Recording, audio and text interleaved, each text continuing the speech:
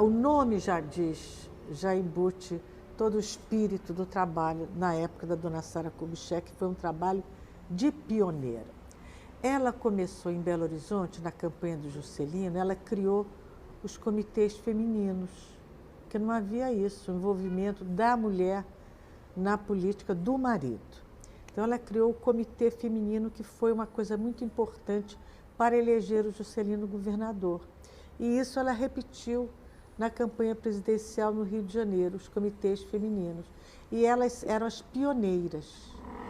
E isso, quando o Juscelino foi eleito, ela criou uma obra social chamada As Pioneiras Sociais, formadas pela sua corrente de amigas e as mulheres dos políticos, dos correligionários, e eram as mulheres, sobretudo, de Minas Gerais, que veio uma horda de mineiros para o Rio de Janeiro.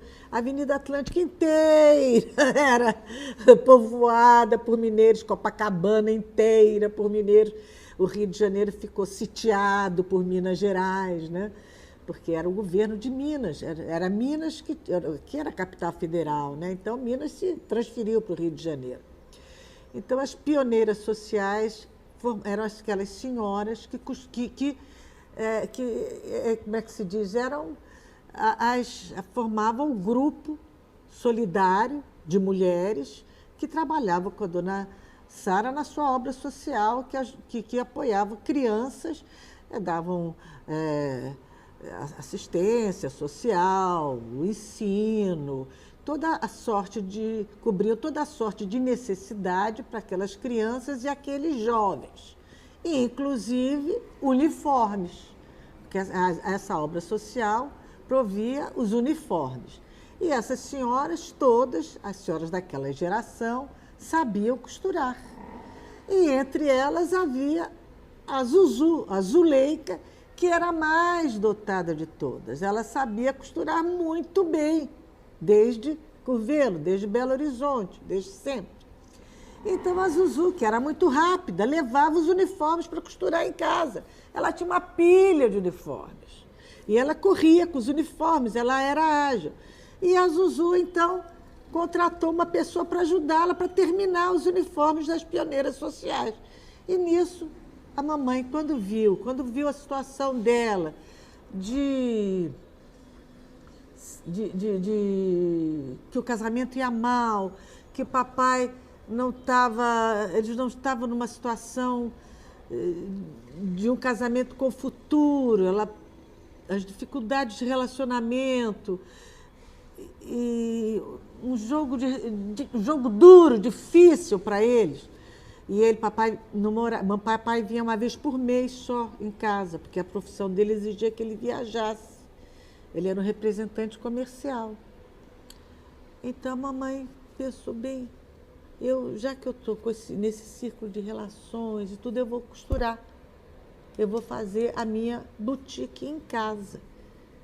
E boutique era uma coisa novíssima, era uma elegante, e não era uma coisa que oprimia, ou que rebaixasse socialmente a figura feminina. Então ela transformou o quarto dela. Ela, que tinha morado na Bahia, tinha trazido todo o mobiliário de jacarandá, escuro, e era todo um mobiliário de biuro, muito bonito. A cama de biuro com aquelas colunas, o armário todo torneado em biuros, a penteadeira, a sapateira. Ela aí trocou a cama de biuro de casal por um sofá-cama Dragoflex, que era a última novidade da época, que era um sofá-cama que abria e fechava.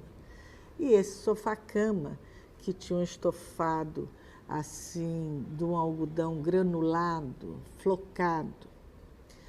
Eu era garotinha, eu lembro desses detalhes todos. E podia guardar dentro do sofá-cama a roupa de cama e os travesseiros. E ela aí, de dia, ela tinha um sofá e de noite tinha a cama. e botou carpete, cobriu aqueles tacos da época, tacos de madeira, que faziam aquele espinha de peixe, cobriu os tacos com um carpete, que também era uma novidade extraordinária. Não se falava o termo carpete, falava atapetado. Atapetou o quarto. O armário, que era um armário também antigo, acho que devia ter umas 5 portas, ela vendeu o armário e trocou por um armário de pau marfim com pé de palito. Acho que tinha umas 6 ou 8 portas, ocupava toda a extensão. Metade ficou sendo a boutique Zuzu Saias. A outra metade era o armário dela pessoal. A sapateira ficou sendo levou um decapê. Também era uma coisa very trendy. E ficou sendo o espelho de prova. Tinha um gaveteiro embaixo. E a penteadeira não sei que fim levou. Eu sei que ali ficou sendo, de dia, a maison das Zuzu Saias. E à noite era o quarto da Zuzu Ângela. E eu era pequenininha, eu ia para a janela. E o nosso ídolo da época era a Neide Aparecida, que era a garota propaganda. Então ficávamos eu e a minha irmã na janela, fazendo a propaganda das Zuzu Saias, aos berros. Comprem, comprem, Zuzu Saias. E era raríssimo passar um carro. Quando a gente via que ia passar um automóvel, a gente berrava, comprem, Zuzu Saias! Era uma diversão.